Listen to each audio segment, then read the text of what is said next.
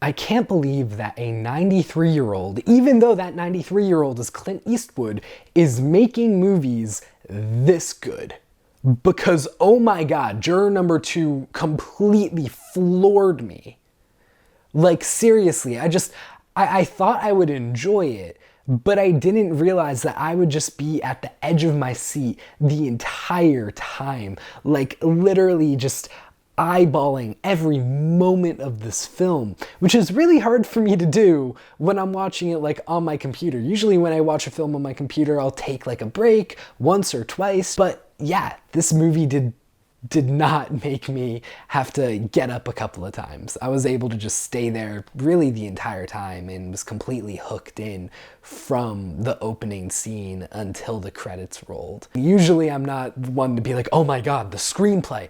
But the screenplay here is just so fascinating. The characters are really complex and interesting, and Nicholas Hoult, oh my god, just completely blew me away in terms of his acting. Like, why is he not getting more attention and love for this performance? Because he is balancing these two different ideals for this entire film as to, like, does he come clean or does he stick, like, with himself and his freedom?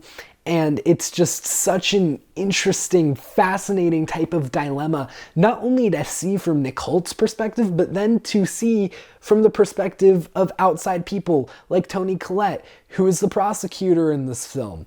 And she has so many good scenes here. And there's just so many like interesting interpersonal type of relationships in this film. Like, once you get to the jury deliberation, just some of those interactions are just so fascinating when they like really just talk about themselves and their little biases that you're just not able to figure out when you're actually selecting a jury. Also, huge shout outs to J.K. Simmons and Toni Collette. They were both great in this film. I mean, Toni Collette is pretty close to being a co-lead here, like pretty close. I mean, I would consider her more supporting, but you get a lot more Toni Collette than I was expecting, and she's just great. You know, she really carries herself, and you see the way that she looks at this case, and you really delve into her psyche here and how it changes as the film moves on, and it's just so just captivating, really.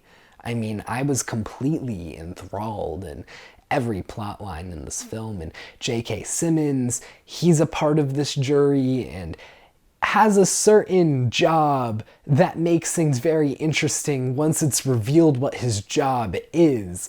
I don't want to get into more detail than that, but I hope that that's enough to maybe make you think, if you haven't watched this movie yet, that you should click off this video right now, get on Max, and go and watch this movie to find out what J.K. Simmons' job in this movie is. Like, serious, I want to create any excuse for you to go and watch this film on Max, like, right now. Also, Cedric Yarbuff,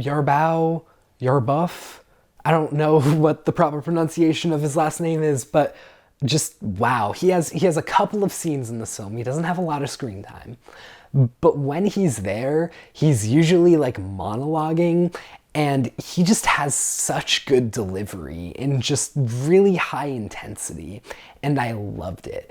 You know, I really just, if you can't tell, I'm just so passionate about this film right now, just because I haven't seen a movie that's been this good in a while, and I've kind of been craving a really good movie. I feel like that we've been in a bit of a dry spell ever since Thanksgiving, and this has totally wiped me out of that dry spell.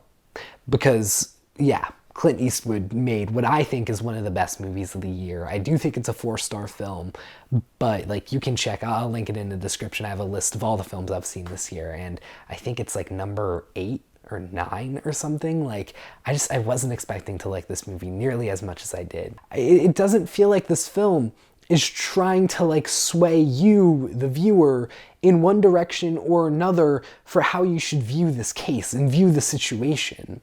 I think it leaves a lot up for interpretation, which is so refreshing, because I'm really used to films that try to swing you one way or another. I don't think this movie is doing that. I think it does a really good job showcasing multiple perspectives and allowing you to align yourself with one of them, or at least specifically two different perspectives from two different characters, and you get to align with one of those characters by the end of this film. But anyways, if you've already seen this film, what about you? What did you think of Juror number 2? Do you agree with my takes? Do you disagree with me? Please let me know in the comments down below. I am desperate to have a conversation about this movie. Like, seriously, I'm in love. Like, I am so into this film right now and am like riding high on that. So yeah, I'll see you all in the next movie review. Take care.